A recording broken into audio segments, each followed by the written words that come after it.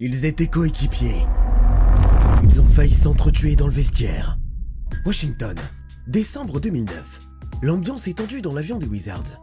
À l'arrière, Gilbert Arenas, la star de l'équipe, joue aux cartes. À côté, Javaris Crittenton, jeune arrière au caractère bien trempé. Une partie banale, des rires, une dette. 1100 $. Rien pour un joueur NBA. Mais dans un vestiaire, c'est une question d'ego. Gilbert Arenas refuse de payer. Il provoque. Crittenton vexé balance une phrase glaciale. « Je vais te fumer ». Les coéquipiers pensent à une blague, mais le ton a changé.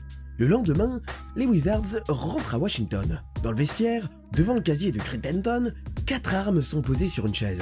Et un mot signé Arenas. Choisis-en une. Silence total.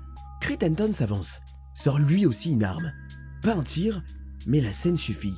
2 joueurs NBA armés face à face dans leur propre vestiaire.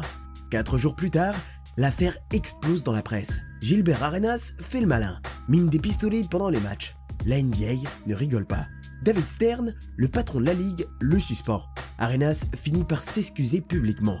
Il rejouera brièvement à Orlando, puis Memphis avant de quitter la ligue. Sa réputation, elle, ne reviendra jamais vraiment. Crittenton, lui, ne sera pas officiellement banni.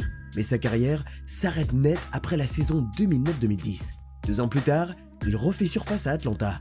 Arrêté pour le meurtre de Julian Jones, une femme touchée par erreur lors d'un règlement de compte.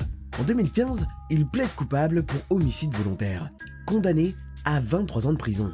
2 vies détruites, 2 carrières effacées, tout ça pour une dette ridicule et une fierté mal placée. Et si t'as pas de dette de ton côté, on a un programme pour faire des vidéos comme nous. Hoop Culture.